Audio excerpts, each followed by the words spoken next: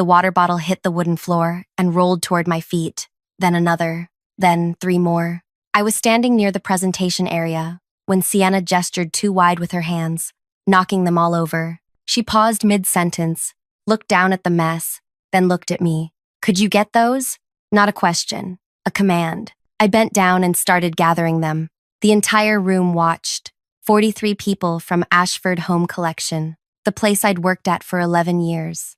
We were 3 hours into the mountains at some retreat center, supposedly here to celebrate the upcoming launch of their new collection. Sienna was presenting her ideas for the launch party. She was 26. Her father owned the whole operation.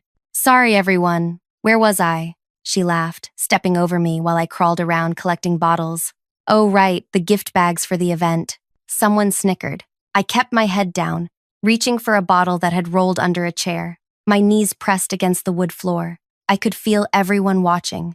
"You know what this reminds me of?" Sienna's voice rang out. "My dog. My golden retriever, actually." A few people laughed, unsure where she was going. "No, seriously. I taught Bruno to fetch in 2 days. 2 days. And he brings things back to me perfectly." She paused. "You've been here for what, over a decade? And you're still doing simple tasks like picking up after people?" The room erupted. Not small laughs, big ones, the kind that make your shoulders shake. I looked up from the floor. She was smiling down at me, arms crossed, looking pleased with herself. "My dog is literally smarter than you." More laughter, louder this time. I turned my head toward her father, Harold, who sat in the front row. He was grinning, his face red from laughing. He didn't say anything, didn't tell her to stop, just sat there, enjoying it. I grabbed the last bottle, stood up, and walked to the back, placed them on a side counter. Then I walked out. Nobody followed me. I could still hear them laughing as the heavy door closed behind me. I stood outside in the cold mountain air for a long time. The sky was that deep blue you only see away from the city. My hands were shaking, but not from the temperature. Let me go back. Let me tell you how I got here. My name is Lina. 11 years ago, I was 29 and desperate for steady work. My daughter was 5, and I was raising her alone. Ashford Home Collection was hiring someone to help manage their supplier relationships. They made luxury items for homes, beautiful things, wooden furniture with brass details, hand-dyed fabrics, decorative pieces that people paid thousands for. The woman who had the job before me was named Ruth. She was 62 and retiring. On my first day, she took me aside. "Listen carefully," she said. "The owners here, they're cheap. They don't want to pay for proper systems or contracts or lawyers. They want everything fast and quiet. So here's what I did for 20 years. And here's what you'll do if you want to keep this job. Keep everything up here." She tapped her head. "Don't write it down. Don't put it in their systems. Keep the relationships personal. Keep them yours. That way, they need you. That way, you're not just another person they can replace." "But what if something happens to me?" I asked. She shrugged. "Then they'll figure it out. But while you're here, you'll have a job, a real one." I needed that job, so I listened. Ruth spent 2 weeks with me. She introduced me to the factory owners she'd worked with. There was Prakash, who ran a workshop 2 hours outside the city, where they made all the brass fixtures. He had 3 sons, all working with him. She introduced me to the Chen family, who operated a woodworking facility across the border. Their grandfather had started it 50 years ago. There was Amita, who managed a place where 20 women dyed fabrics using traditional methods. There was Joseph, who could get materials faster than anyone else when things got tight. "Learn their names," Ruth told me. "Learn their children's names. Learn when they need money early, when they're struggling, when they're doing well. Treat them like people, not just suppliers. They'll remember that." And I did. For 11 years, I built those relationships.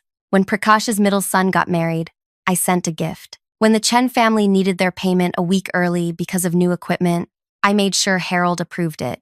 When Amita's workshop had a fire and lost half their inventory, I called her every day for a month, checking in, making sure she knew we'd wait for her to rebuild. I remembered everything. Which workshop was fastest for rush orders, which one produced the smoothest finishes, which family needed gentle handling because they were traditional and didn't like pushy behavior, which one you could joke with, and which one expected formality. I never wrote any of it down. Not once. No spreadsheets. No contact lists. Nothing in the company's systems. Just like Ruth taught me, Harold never asked questions.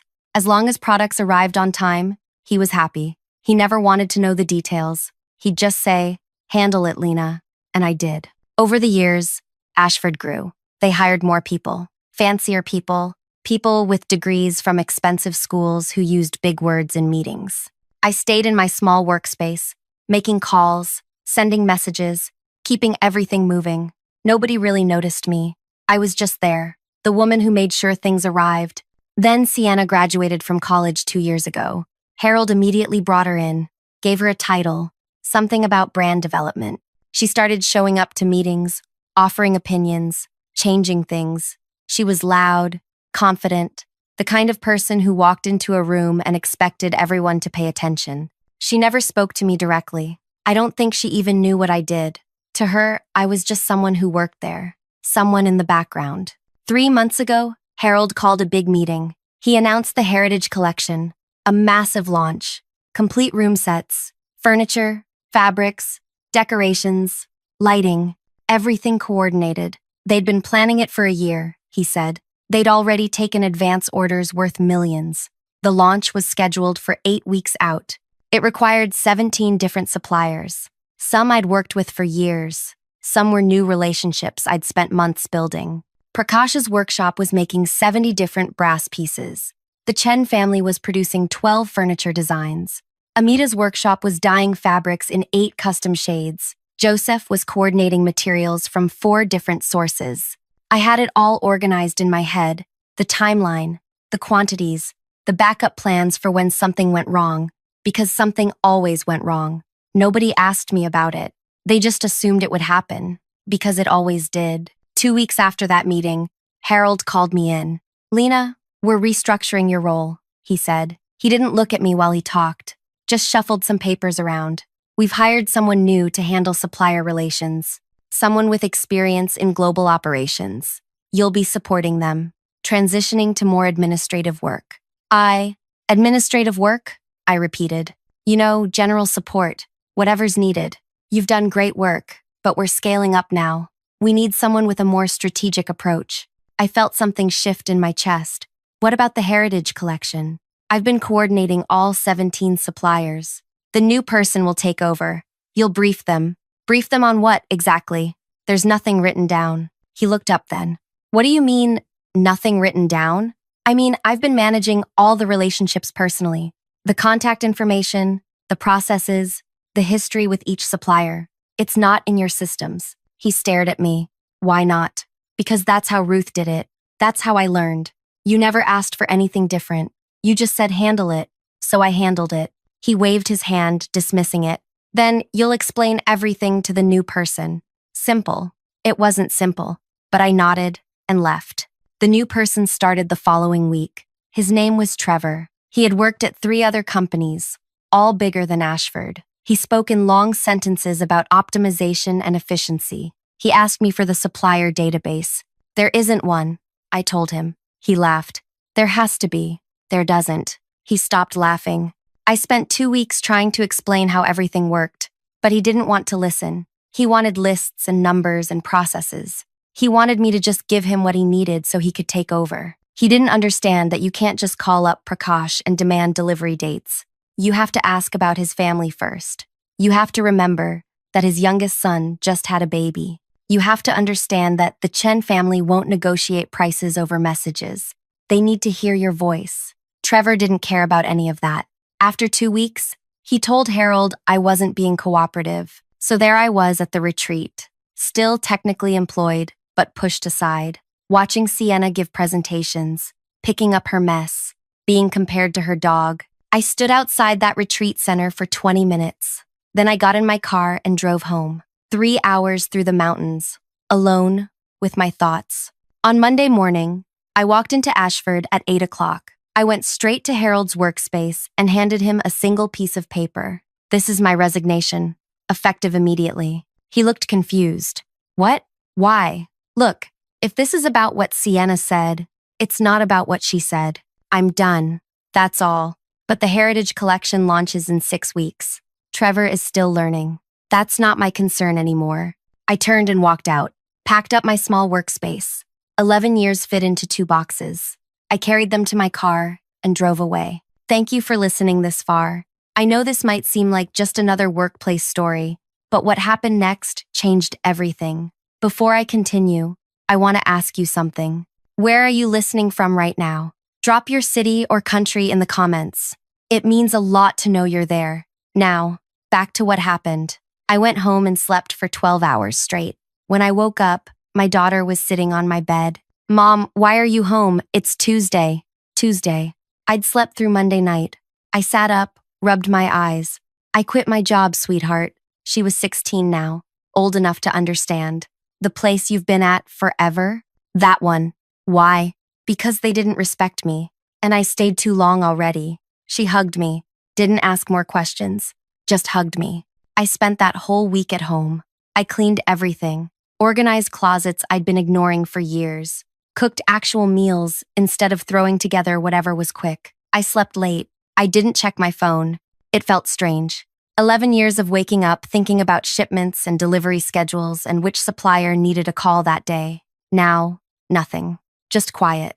My phone rang constantly that first week. I didn't answer. 12 calls from Harold, 8 from Trevor, even a few from other people at Ashford. I let them all go to messages. The messages started polite. Lina, please call us back. We need to discuss your transition. Then they got more urgent. Lina, we really need your help with the supplier contacts. Please respond. Then desperate. Lina, the Heritage Collection is in serious trouble. We'll pay you for consultation. Name your price. I deleted them all. On Friday afternoon, someone knocked on my door. I looked through the window. Trevor. He looked terrible. His shirt was wrinkled, hair messy. I almost didn't open it, but something made me curious. What do you want? I asked through the door. Please, Lina, just talk to me for 5 minutes. I opened it but didn't invite him in. Just stood there in the doorway. Everything's falling apart, he said. I can't find any of the suppliers. The files don't exist. Nobody has contact information. The few numbers I found, when I call them, they don't know who I am. They keep asking for you. That's unfortunate. Please, just give me the contact list. That's all I need. I'll figure out the rest. There is no contact list. His face went red. Stop lying. You have to have something written down. Nobody works with 17 suppliers and keeps it all in their head. I did. That's insane. That's not how professionals work. I shrugged. Maybe not, but that's how I worked. And it worked fine. For 11 years. Harold will pay you whatever you want. Just help us. The launch is in 5 weeks. I'm not interested in helping. Have a good day, Trevor. I closed the door. He stood there for a few more minutes, then left. The following week, I started getting calls from the suppliers themselves. Prakash called first. Lina, what's happening? Some man called me yesterday asking about brass fixtures. He was rude. Didn't even ask how I was doing. Just demanded to know about production schedules and pricing. I don't work there anymore, Prakash. Silence. Then, you left Ashford? I did. But who will I work with now? I don't know. They hired someone new. But honestly, Prakash, maybe it's time to find other clients. Ashford doesn't treat people well. He sighed. They never treated me well. They treated you well. And you treated me well. That's why I stayed. We talked for 20 more minutes.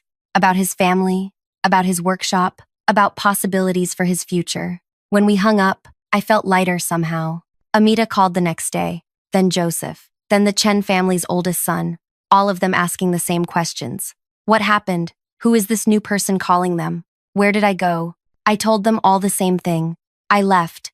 They should do what's best for their own work. By the 3rd week, none of them were answering Ashford's calls anymore. My phone rang at 6 in the morning on a Wednesday. Harold. I almost didn't answer, but something told me to pick up. Lina. His voice was strained. We need to talk. I don't think we do. Please, come in. Just once. Let's discuss this like adults. There's nothing to discuss. I resigned. You accepted it. I'm asking you to reconsider. We'll double your salary. We'll give you whatever title you want. We'll make Trevor report to you, instead of the other way around. I don't want any of that. Then what do you want? I thought about it. About Sienna's laugh. About being on my knees. About Harold sitting there grinning, while his daughter humiliated me in front of 43 people. I want to spend time with my daughter. I want to wake up without feeling sick about going to work. I want to be somewhere I'm actually valued, not just used. We value you. I see that now. We made a mistake. You made a lot of mistakes, Harold. For a long time, I'm done fixing them. The Heritage Collection will fail without you. We'll lose everything. That sounds like your problem, not mine. He was quiet for a long moment. When he spoke again, his voice was different, harder. You're destroying this company out of spite. Because of one comment from Sienna. That's incredibly petty. Something hot flashed through me. One comment? Harold, you restructured my entire role. You brought in someone to replace me after 11 years of me keeping your whole operation running. You never once asked how I did what I did. You just assumed it would all keep working, even after you pushed me aside. And then your daughter compared me to her dog while I was on the floor picking up her mess, and you sat there laughing. So no, this isn't about one comment. This is about 11 years of not being seen. I hung up. My hands were shaking, but it felt good. Really good. 3 days later, Amita called me. Lina, I got a strange call today from a lawyer representing Ashford. They said I'm contractually obligated to fulfill orders for them, but I never signed any contract with Ashford. I only worked with you on trust. That's because there are no contracts, I told her. Harold kept everything informal to save money. He can't force you to do anything. That's what I thought. I just wanted to check with you first. You don't owe them anything, Amita. She laughed. Good. Because that man, Trevor, was so unpleasant. I have plenty of other work now anyway. Over the next few days, I heard similar stories from other suppliers.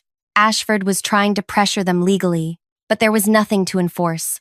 No signed agreements, no documentation, just years of handshake deals and personal relationships that died the moment I walked out. 4 weeks after I quit, an article appeared in one of the trade publications. Luxury brand Ashford Home Collection cancels major launch. The article talked about production issues and supplier problems. It mentioned disappointed customers demanding refunds for advance orders. It estimated the company's losses in the millions. I read it twice, felt nothing. No satisfaction, no guilt, just nothing. My daughter came home from school and found me on the couch with my laptop. What are you doing? She asked, looking at job postings. Already. Money doesn't last forever, sweetheart. I need to work. She sat down next to me. Are you going to find another place like Ashford? No, I'm going to find somewhere that actually values the people who work there. Somewhere that sees what I can do and appreciates it. Good, she said. You deserve that. I smiled. She was right. 2 days later, I got a call from an unknown number. I almost didn't answer, but it wasn't an Ashford exchange. So I picked up. Hello. Is this Lina? Yes. My name is Katerina. I run a company called Belmont Trading. We connect craftspeople and small manufacturers with retailers. I heard about you through Prakash. He spoke very highly of your work. I sat up straighter. Oh? He said you spent 11 years building relationships with suppliers across multiple countries. That you understood not just the work side, but the human side. That suppliers trusted you completely. Is that accurate? I suppose it is. I'd like to meet with you. We're expanding, and we need someone who can manage supplier relationships the right way. Not just contracts and numbers, but real relationships. Would you be interested in discussing it? I thought about Ruth all those years ago. Keep it in your head. Make yourself irreplaceable. But maybe there was another way. Maybe I could build something better. Something where the relationships mattered, but weren't held hostage. Yes, I said. I'd be interested. We met the following week. Katerina's operation was smaller than Ashford, but growing fast. She introduced me to her team. 7 people, all around my age, all serious about their work. She explained what they did, how they helped small workshops and family operations connect with buyers who would treat them fairly. Too many companies exploit these craftspeople, she said. They demand fast work, low prices, no contracts to protect the makers. We want to do it differently. Fair agreements, fair prices, long-term relationships built on respect. That sounds good, I said. Prakash told me what happened at your last place. The way they treated you, that won't happen here. Everyone on my team is valued. We're building something together. She offered me a position. The salary was less than Ashford had been paying, but not by much. The title was Partnership Director. I'd work with craftspeople and manufacturers, building relationships. But this time, everything would be documented properly, protected, not just living in my head. I accepted. On my last day before starting the new job, I took my daughter out for dinner, just the two of us at a small place near our home. We ordered too much food and talked about everything and nothing. "I'm proud of you, Mom," she said suddenly. "For what?" "For leaving. For not letting them treat you badly anymore. A lot of people would have stayed. I stayed for a long time. Too long. But you left eventually. That counts." We finished eating and walked home slowly. The air was warm, the streets quiet. I felt lighter than I had in years. Starting at Belmont felt right from day one. Katerina introduced me to suppliers they already worked with. I reached out to Prakash, Amita, Joseph, the Chen family. They were all excited to work together again, this time through a company that would treat them fairly. Within 2 months, Belmont signed agreements with all 17 workshops I'd spent years building relationships with. Real agreements, with fair terms for everyone. I heard through Prakash that Ashford was struggling badly. The Heritage Collection failure had damaged their reputation. Big retailers were canceling orders. Harold had to let people go. "They're trying to sell the whole company," Prakash told me. "Nobody wants to buy it, though. Not after everything that happened." I didn't ask more questions. Didn't need to. 6 months into working at Belmont, I was sitting at my workspace when Katerina walked over with her phone in her hand. "You need to see this," she said, showing me an article. The headline read, "Ashford Home Collection Acquired in Distress Sale." The buyer was a large furniture manufacturer that specialized in mass production. Cheap materials, fast turnaround, nothing like what Ashford used to make. The sale price was barely enough to cover their debts, according to the article. "That's Harold's company," I said. "I know. Prakash told me about what happened there, about why you left." I handed her phone back. "It's in the past. Still must feel like something, seeing it end that way." I thought about it. Mostly, I feel sad for the people who worked there and did nothing wrong. They lost their jobs because Harold made bad choices. She nodded. "We're hiring, you know. If any of them reach out to you, send them my way." That afternoon, I got a message from someone I hadn't heard from in months. "Trevor, Lina, I know I don't have any right to ask you for anything, but I just lost my job and I'm trying to figure out what to do next. Could we talk? Not about Ashford. About how you built relationships with suppliers. I realize now I didn't understand what you were actually doing. I'd like to learn." I stared at the message for a long time.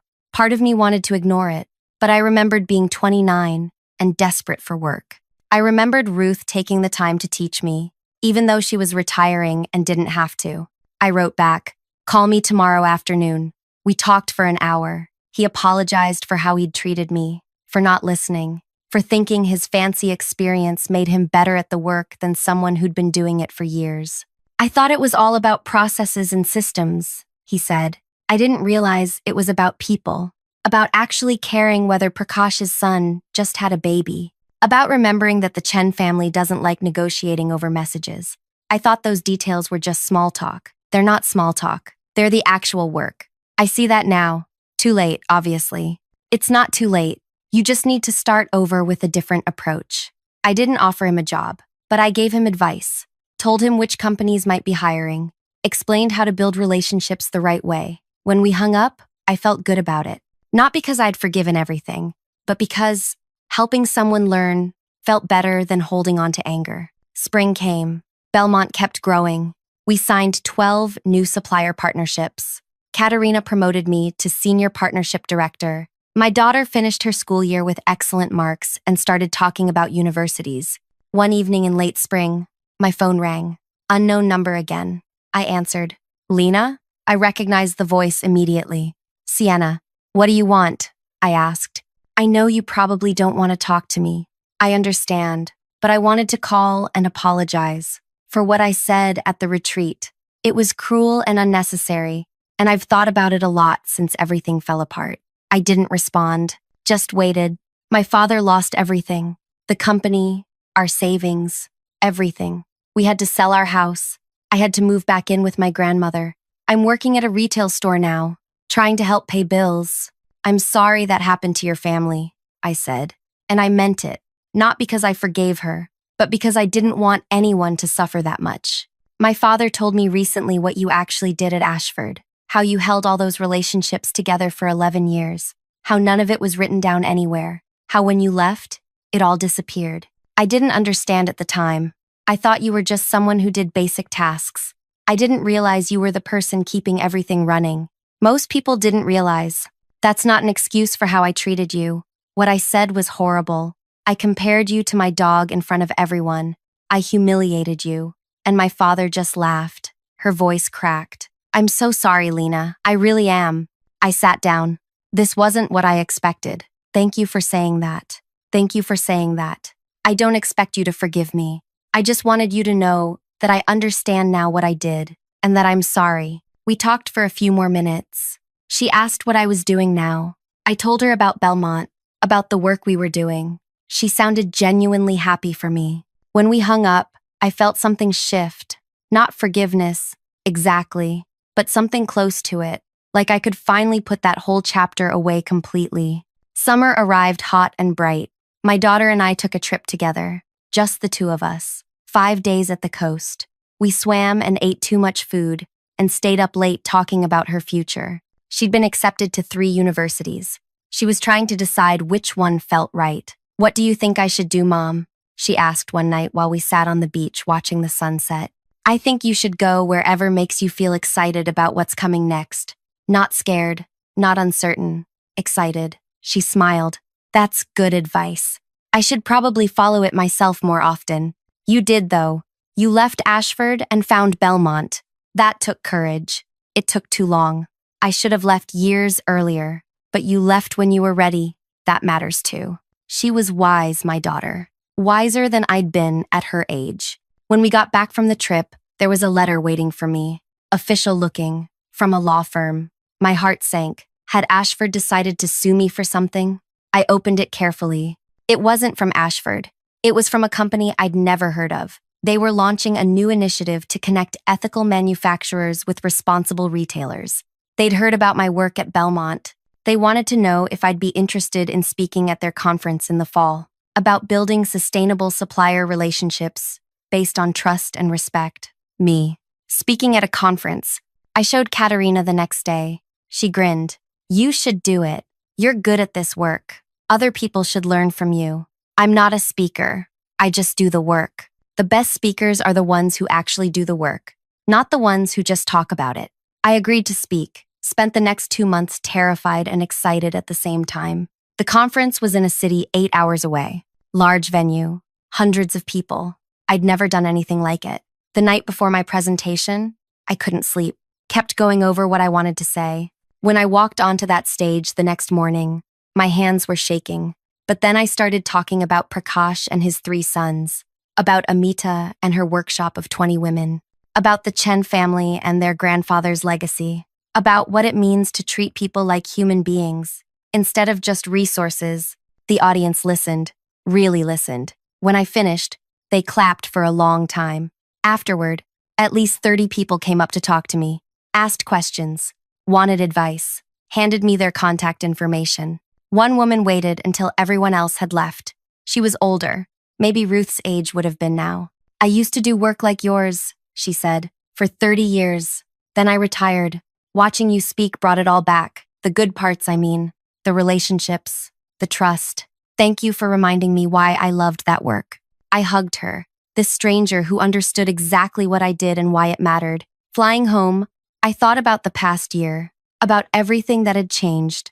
About how being compared to a dog had somehow led to this, to work I loved, to respect I'd earned, to a future that felt bright instead of heavy. My daughter picked me up from the airport. How did it go? She asked. Really well, better than I expected. I knew it would. You're good at what you do, Mom. Finally, other people are seeing it too. At Belmont, things continued growing.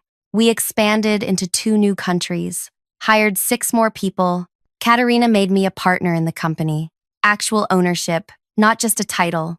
My name on the building. One afternoon in late fall, I was reviewing some agreements when my phone buzzed.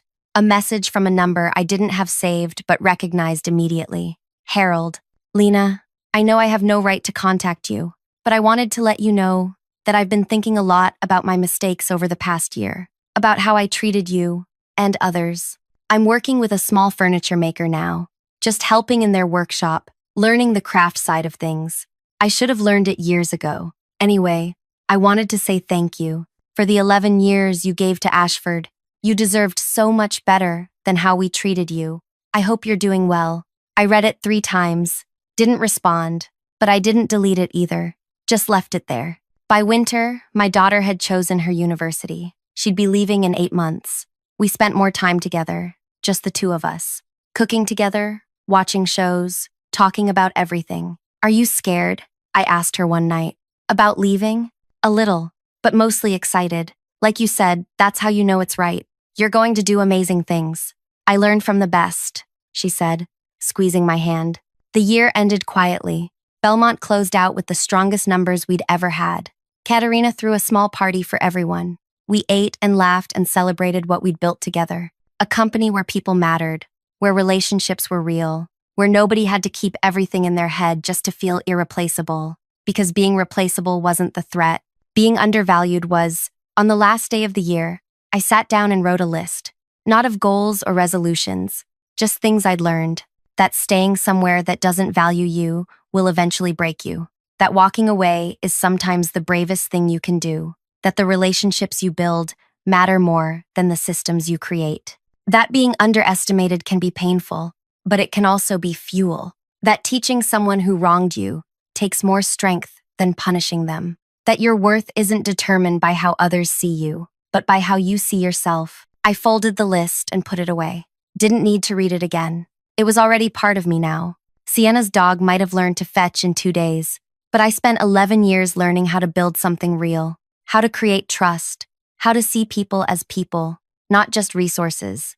And when everything fell apart for Ashford, those relationships, that trust, that way of seeing people came with me.